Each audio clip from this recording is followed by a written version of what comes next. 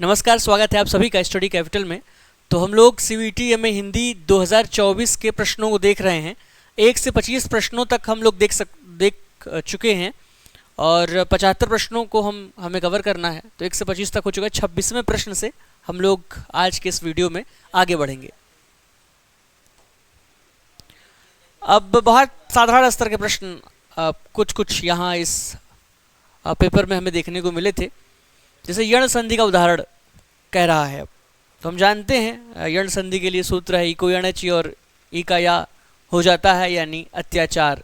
तो इस तरह के साधारण स्तर के भी प्रश्न हमें, बहुत निम्न स्तर के प्रश्न भी हमें देखने को मिले थे इस बार की परीक्षा में।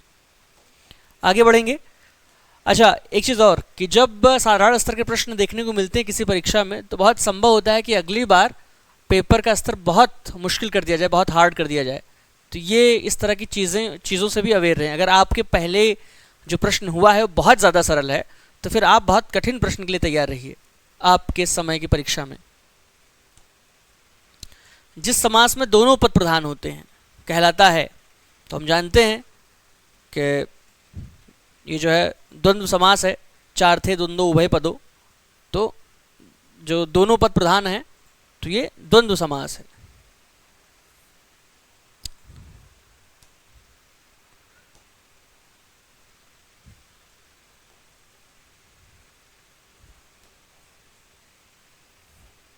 द्वंद्व समास का एक और लक्षण है कि ये और या इस तरह के योजक चिन्ह से जुड़ा होता है। जैसे माता पिता, अभी क्या हो जाएगा, द्वंद्व समास हो जाएगा। इस तरह से हम लोग देखते हुए आगे बढ़ेंगे। सिंधूर्मी का संधि विच्छेद है सिंधु ऊर्मी, तो यानी ये जवाब आपका सही है। तो इसमें बहुत साधारण स्तर के प्रश्न है, तो बहुत ज़्यादा वक्त हम लोग नहीं लेंगे। जहां प्रस्तुत से प्रस्तुत का भी बोध हो तो वहां अलंकार होता है। कौन सा अलंकार होता है? समासोक्ति।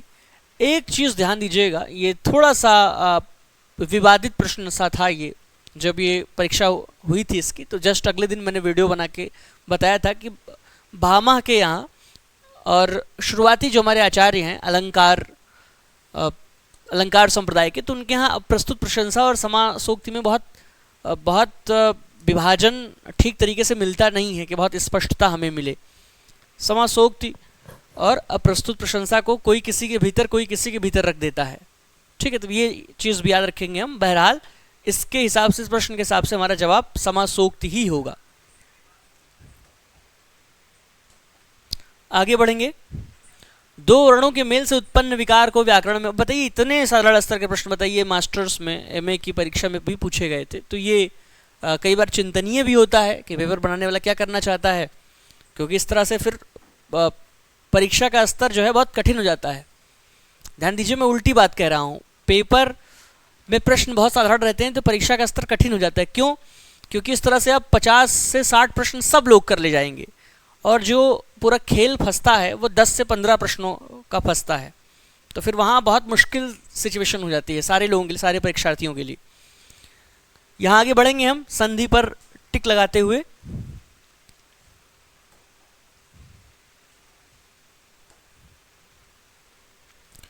प्रथम वाक्य केवल एक उद्देश्य और विधेय रखता है, ऐसे वाक्य को साधारण वाक्य कहते हैं। बिल्कुल सही बात है। साधारण वाक्य वह है जो एक प्रधान क्रिया रखे। बिल्कुल सही बात है, यानी दोनों सत्य हैं और आर ए की सही व्याख्या है।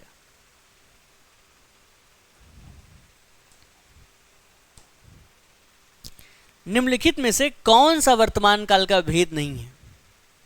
तो 4 यहाँ पर ऑप्शन दिए गए हैं। एक ऑप्शन ऐसा है जो वर्तमान काल का भेद नहीं है। तो सामान्य वर्तमान है, पूर्ण वर्तमान है, तात्कालिक वर्तमान है, संपूर्ण वर्तमान। यही वो है जो वर्तमान काल का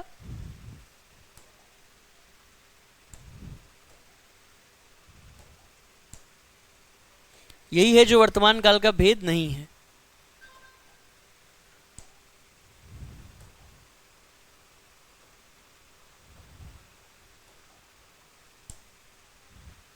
देख लेते हैं एक बार। वर्तमान काल के भेदों में सामान्य वर्तमान, तत्कालिक वर्तमान, पूर्ण वर्तमान, अपूर्ण और संदिग्ध, जैसे जिसमें होता है ना शायद ये हुआ हो, वो हुआ हो, इस तरह से संदिग्ध की अवस्था भी रहती है। भूतकाल में हम देखते हैं। अच्छा, एक चीज़ और याद रखिएगा, जो ये हेतु हेतुमद है ये कंडीशनल होता है कि फला घटना हुई हो तो फिर उसके ऊपर, आप जानते हैं हेतु का मतलब कारण होता है, तो ये इसे भी विशेष रूप से याद रखेंगे। तो जैसे हमारे सिलेबस में है काल से किस तरह के प्रश्न आते हैं, बच्चों में थोड़ी कन्फ्यूजन होती है, काल चूँकि उस तरह से जिस तरह संधि समास हम पढ़ते हैं उस तरह से काल पढ़ते नहीं हैं, तो ये कन्फ्यूजन रहती है कि काल से किस तरह से प्रश्न आते हैं। तो ऐसे ही प्रश्न काल से हमें देखने को मिलते हैं। आगे बढ़ेंगे। जितेंद्रिय का संधि विच्छेद इनमें से कौन सही है? अच्छा, जितेंद्रिय का संधि विच्छेद, तो जितेंद्रिय जितेंद्रिय, कुछ ज़्यादा इसमें दिमाग नहीं लगाना है। आज्ञावाचक का सही उदाहरण इनमें से कौन सा है? तो आप देख ही रहे हैं, परिश्रम करो, आज्ञा दी गई है बी ऑप्शन में, सफलता निश्चित है, तो आप भी परिश्रम कीजिए, सफलता निश्चित है। और इसी जवाब के साथ हम आगे बढ़ते हैं। अब देखिए, ये बहुत महत्वपूर्ण पंक्ति है। अब इस तरह से भी प्रश्न पूछे आ रहे हैं, कोई बहुत महत्वपूर्ण कविता का एक अंश लिया जाएगा और कहा जाएगा कि इसे क्रम से लगा दीजिए। कैसे लगाएंगे? जिसको नहीं गौरव तथा निज देश का अभिमान है, वह नर नहीं नर पशु निरा है और मृतक समान है। तो जिसको नहीं, यानी डी ऑप्शन आपका फर्स्ट हो जाएगा, ये आपका फर्स्ट हो गया। जिसको नहीं गौरव तथा निज देश, सेकंड ऑप्शन का अभिमान है, थर्ड ऑप्शन, तो यानी डी बी ए, ये क्रम आपको कहाँ मिल रहा है? फिर ई सी, तो ये ऑप्शन आपका हिसाब से सही हो जा रहा है।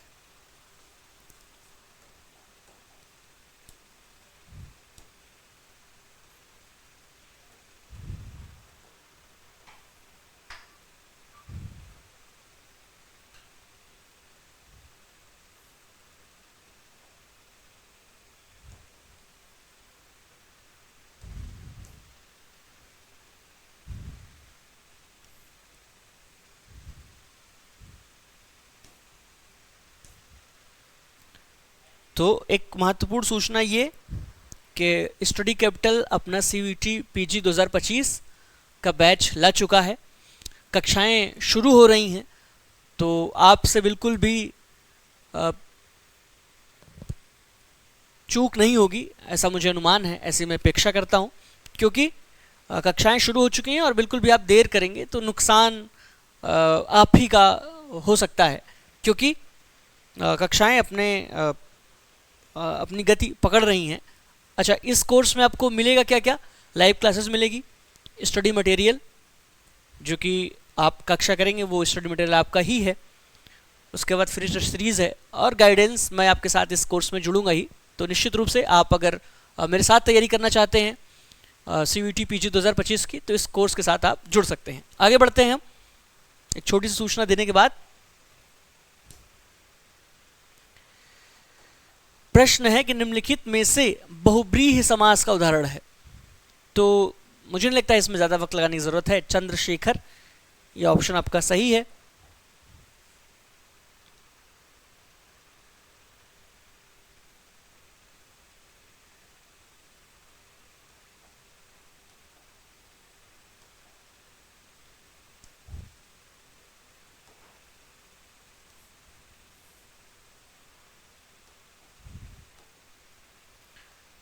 चलिए आगे बढ़ेंगे। 37वां प्रश्न के कुछ शब्द हैं और संधियां, कौन कौन से संधि, उनके निर्मिति में कौन कौन से संधि का प्रयोग हुआ है, ये प्रश्न आपसे पूछा गया है। तो मुझे लग रहा है इसमें भी बहुत ज़्यादा सोचने की ज़रूरत नहीं है। पवित्र को देख लें आप, अयादि संधि, और जलौद को देख लें, वृद्ध संधि। इसके बाद विरोचित देख लें,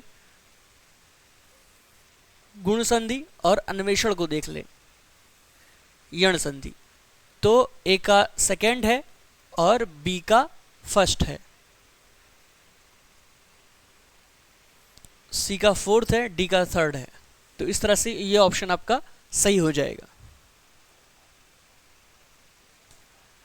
आगे बढ़ेंगे। 38वां प्रश्न,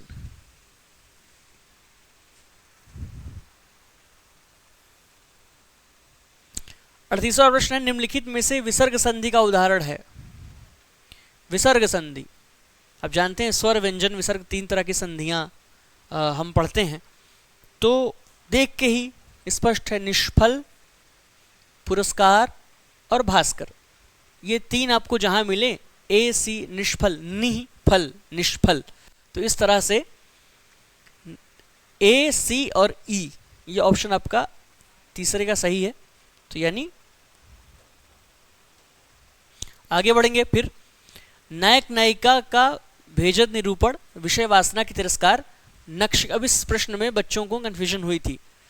नक्षिक का वर्णन, नक्षिक वर्णन, ओज गुण और वीर रस की प्रधानता किस काल की प्रवृत्तियां हैं।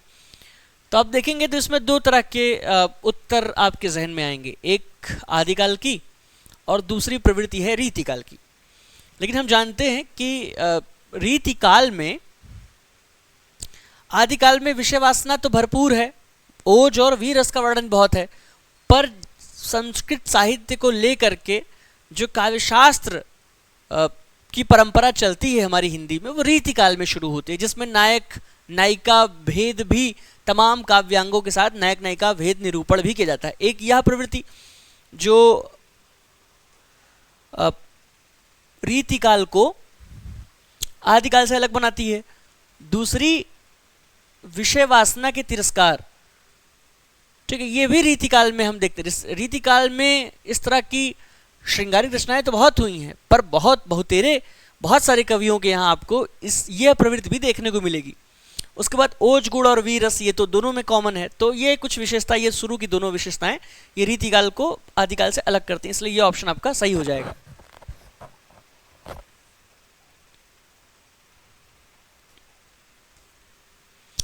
प्राकृत व्याकरण के लेखक का क्या नाम है? प्राकृत व्याकरण तो हम जानते हैं कलिकाल सर्वज्ञ हेमचंद्र की कृति है यह प्राकृत व्याकरण। इसके अलावा बहुत सारी कृतियां उन्होंने लिखी अपने समय की। संस्कृत में इन्होंने रामकथा लिखी थी, जैनियों की जो रामकथा है उसका संस्कृत वर्जन इनका लिखा हुआ है, हेमचंद्र का कलिकाल सर्वज्ञ। और बहुत बहुत सारी कृतियां हैं इनकी, कविताएं भी बहुत सारी हैं, दोहे इन्होंने बहुत कुछ लिखे हैं।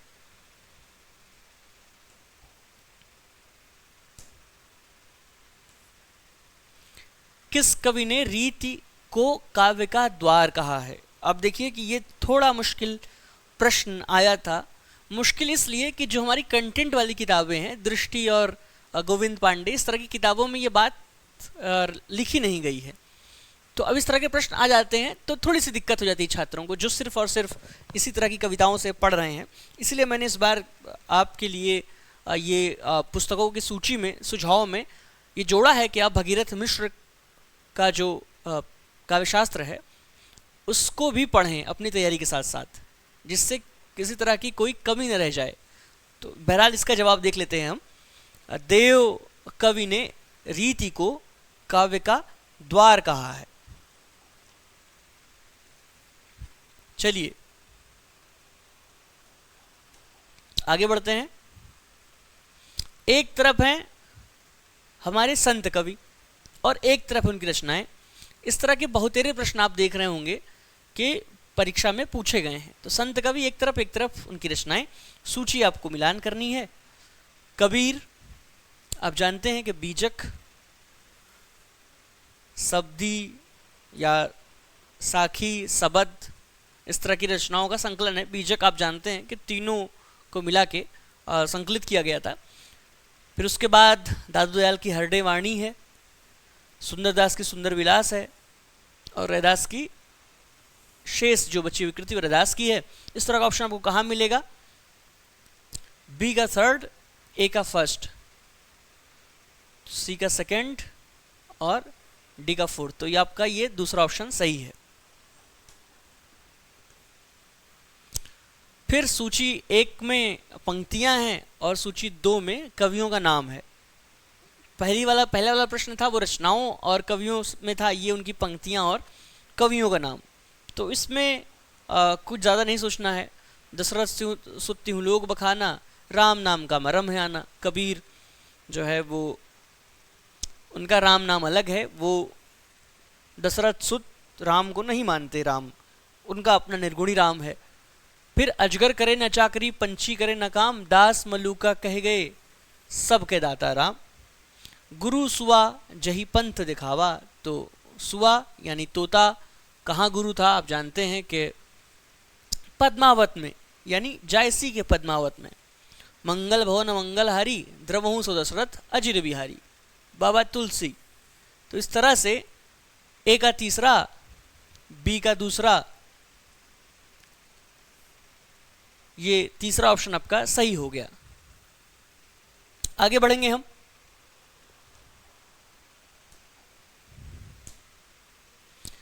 अब देखिए निम्नलिखित को सही क्रम में लगाए। इतने साधारण स्तर के प्रश्न,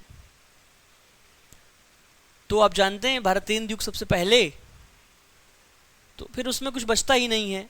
ये C D A B E. आगे बढ़ेंगे।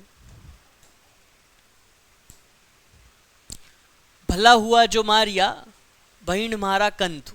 तो आप सब जानते हैं किसकी पंक्ति है, आदिकाल के कवि और जिन्हें हम कलिकाल सर्वज्ञ कहते हैं, यानी हेमचंद्र। और उन्होंने वीर रस से परिपूर्ण जो दोहे कहे हैं, तो दोहों में ये एक बहुत महत्वपूर्ण है, लज्जो तु वयंसियो जय भग्गा घरुयंतु, कि अच्छा हुआ कि जो मेरा पति, नायिका कह रही है कि अच्छा हुआ कि मेरा पति जो है वो मारा गया युद्ध में। क्यों? क्योंकि अगर वो हार के आता तो ये बहुत लज्जाजनक बात होती। तो बहुत अच्छी बात है कि वो मार दिया गया युद्ध में। तो युद्ध और युद्ध के महत्व और युद्ध में वीर गति प्राप्त होने वालों के सम्मान की दृष्टि से आप देखेंगे तो सारे कवि आदिकाल के वो एक अलग स्तर पर अपना काम कर रहे थे कविताओं में। तो हेमचंद यहाँ हम इन पर टिक करते हैं। आगे बढ़ेंगे।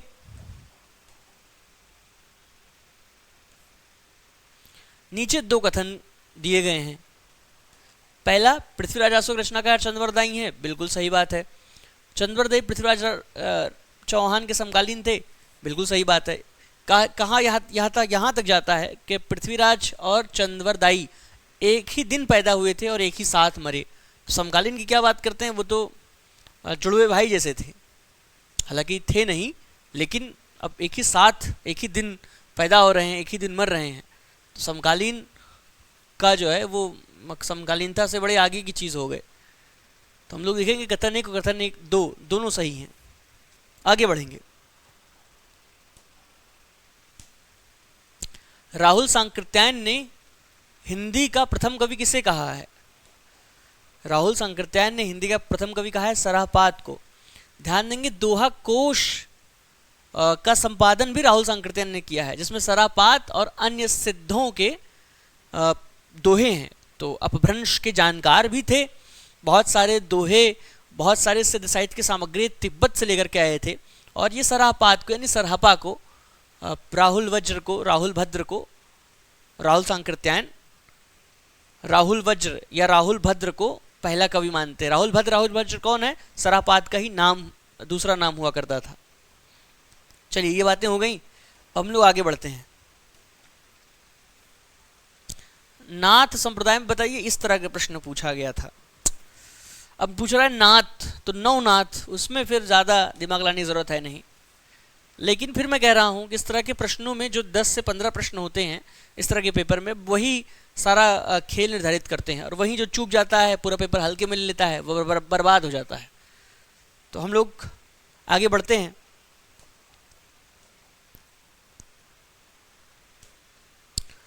निम्नलिखित में से 84 सिद्धों के अंतर्गत नहीं है, यानी 5 ऑप्शन हैं, 2 लोग ऐसे हैं जो सिद्ध 84 सिद्धों के भीतर नहीं आते हैं। कौन कौन नहीं आता है? देवसेन और स्वयंभू। ये दोनों जो है वो जैन कवि हैं, आदिकालीन ही हैं। उसी समय के हैं जिस समय सिद्ध साहित्य चल रहा था, लेकिन जैन कवि हैं। तो सी और ई ये ऑप्शन आपका सही होता है।